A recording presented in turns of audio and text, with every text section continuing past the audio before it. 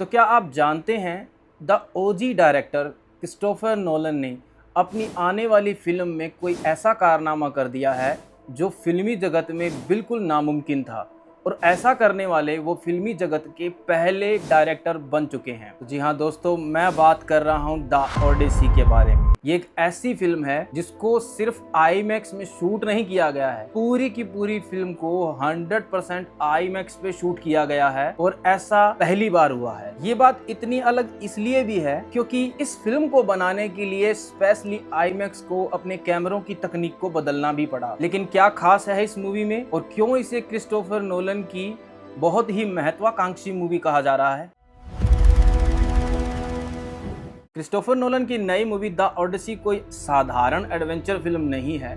यह दुनिया के महान महाकाव्य द ओडिसिस पर आधारित है और इसे 2800 साल पहले महान यूनानी कवि होमर ने लिखा था। इस कहानी का मुख्य किरदार ओडिसियस है, जो ट्रॉय के युद्ध का महान योद्धा है और इथाका का राजा है। युद्ध खत्म होने के बाद उसे घर वापस लौटना होता है, लेकिन ये सफर उसका कुछ दिनों का नहीं, पूरे 10 साल तक चलता है और ये सफर इतना भयानक होता है जो उसने कभी सोचा भी नहीं होता। इस सफर के दौरान ओडिसियस को समुद्र के भयानक तूफानों, विशालकाय साइक्लोप्स और कई रहस्यमय सायरन्स और कई पौराणिक शक्तियों का सामना करना पड़ता है। यानी ये सफर एक घर लौटने की कहानी ही नहीं, बल्कि इंसानी बुद्धिमानी, हिम्मत और इंसानी जज्बे की कड़ी परीक्षा की कहानी है।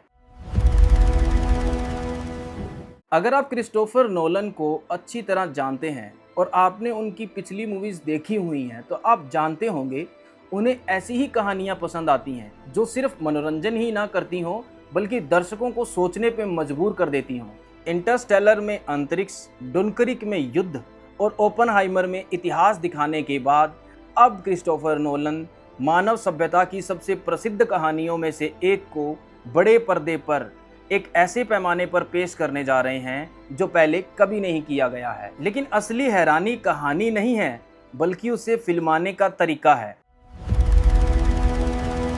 आज तक क्रिस्टोफर नोलन अपनी मूवीज के कुछ सीन्स को आईमैक्स कैमरे से शूट किया करते थे, लेकिन द ओडिसी को पूरी तरह शुरू से लेके आखिर तक आईमैक्स कैमरे पर ही शूट किया गया है। पुराने आईमैक्स कैमरे इतने बड़े और शोर मचाने वाले थे कि उनसे डायलॉग सीन शूट करना बिल्कुल नामुमकिन माना जाता था। लेकिन क्रिस्टोफर नोलन की जिद और उनके विजन की वजह से आईमैक्स को अपनी तकनीक बदलनी पड़ी और उन्होंने एक स्पेशल सेटअप तैयार किया जिसे ब्लिम्प कहा गया।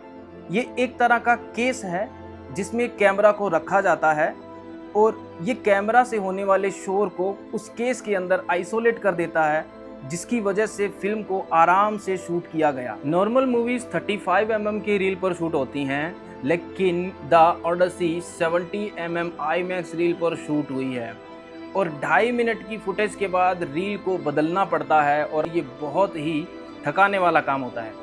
तो क्या आप जानते हैं द ओडिसी में यूज हुई रील की लेंथ कितनी है? 20 lakh feet. 20 lakh feet. IMAX camera बहुत ही भारी सेटअप होता है। द ओडिसी में यूज हुए आईमैक्स कैमरे को उठाने के लिए कम से कम 6 लोग चाहिए, जो कि हमें फिल्म के बीटीएस शूट के दौरान दिखे भी हैं। अब जब आप आईमैक्स पर इस फिल्म को देखने जाएंगे तो आप खाली एक फिल्म ही नहीं, बल्कि फिल्मी इतिहास का एक ऐसा सिनेमाई अनुभव देखने जाएंगे जिसके लिए पूरी तकनीक को नई दिशा देनी पड़ी। तो ये थी द ओडिसी। मेरी दी गई जानकारी आपको अच्छी लगी हो तो वीडियो को लाइक करना, शेयर करना, चैनल को सब्सक्राइब करना और सिनेमा की बात अनकट, बिना रोक टोक। दोस्तों, मेरा नया चैनल है। मैं हर वीडियो को बनाने के लिए बहुत रिसर्च करता हूँ, बहुत मेहनत करता हूँ। तो आप प्लीज़ एक लाइक करके मेरा हौसला ज़रूर बढ़ाया करिए, ताकि मैं अच्छी अच्छी जानकारी आपके लिए लेके आता रहूँ और मैं अभी बहुत सी फिल्मों की रिव्यू भी आपके लिए लेके आऊँगा। Thank you.